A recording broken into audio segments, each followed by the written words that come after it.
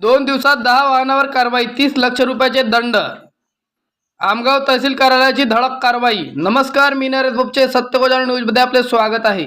आमगाव तहसीलदार गौण खनिज वाहतुकीसाठी ॲक्शन मोडवर. तालुक्यात केली 3 पथकाची 24 तास 7 दिवस नेमणूक. 2 दिवसाच्या कारवाईत जवळपास 30 लाखाचा केला दंड. जिल्ह्यात इतर तालुक्यातही अशा प्रकारे कारवाई करावी नागरिकांची अपेक्षा.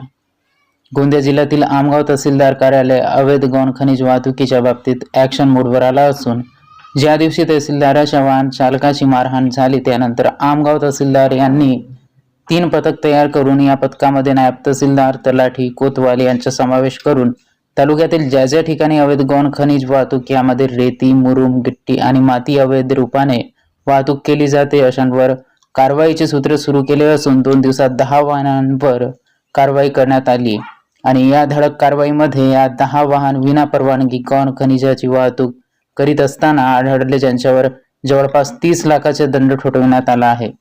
त्यामुळे आमगाव तालुक्यातील अवैध वाहतूक गौण खनिज वाहतूक करणाऱ्यांचे धाबेदर आणले आहेत.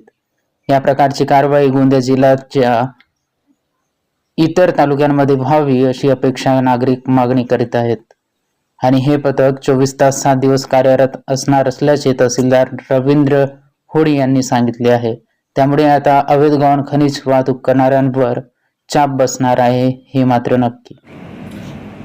मौजा आमगाव येथील तहसील कार्यालयाद्वारे इथं गौण खनिज पथक स्थापन करण्यात आलेले आहे. या ठिकाणी 3 आमचे नायब तहसीलदार तसेच तलाठी, कोतवाल आणि ऑफिस स्टाफ यांच्याद्वारे 24x7 गौण खनिजाचं तस्करी जी होते, अवैध रेती वाहतूक, त्याच्यानंतर अवैध मुरुम वाहतूक, त्यानंतर माती, रवाडी या सगळ्यांसाठी टीम स्थापन करण्यात आलेली आहे. सुमारे 2 दिवसापासून या टीमनं वेगवेगळ्या ठिकाणी जाऊन कारवाई केलेल्या आहेत. या कारवाईमध्ये जवळपास एक 10 व्हेकल्स मोठे हायवा जमा केलेले आहेत आणि सगळ्यावर दंडसुद्धा आकारण्यात आलेले आहे. आणि ही जी कारवाई आहे या ठिकाणी सगळं कार्यालयातील नायब तहसीलदार, तलाठी आणि कोतवाल यांचा समावेश आहे. आणि ही कारवाई पुढेहीसुद्धा अशाच प्रकारे फार मोठ्या प्रमाणात करण्यात येणार आहे. सर, जवळपास किती रुपया दंड आकारण्यात आले?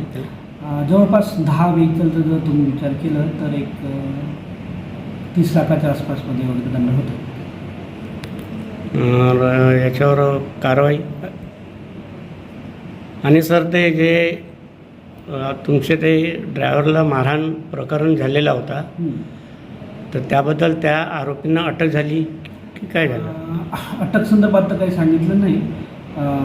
मी ठाणेदारांशी बोलून घेतो या संदर्भात, पण ॲब्सकॉन्ड झालेले असतील कदाचित आणि सेक्शनसुद्धा लावलेलं आहे. पोलीस विभागसुद्धा आमच्यासोबत कॉर्डिनेशनमध्ये काम करतात. त्याच्यामुळे आम्ही त्यांचेसुद्धा धन्यवादी आहोत का या सगळ्या ऑपरेशन्समध्ये ते लोकसुद्धा आहेत. पोलिसांचासुद्धा मोठा सहभाग आहे. ज्यावेळेस आम्हाला मदत लागते त्यावेळेस ते येऊन येतात. बातमीकरता मुख्य संपादक राधाकिशन चुटेसह संपादक नरेश बोपचे, आमगाव, गोंदिया.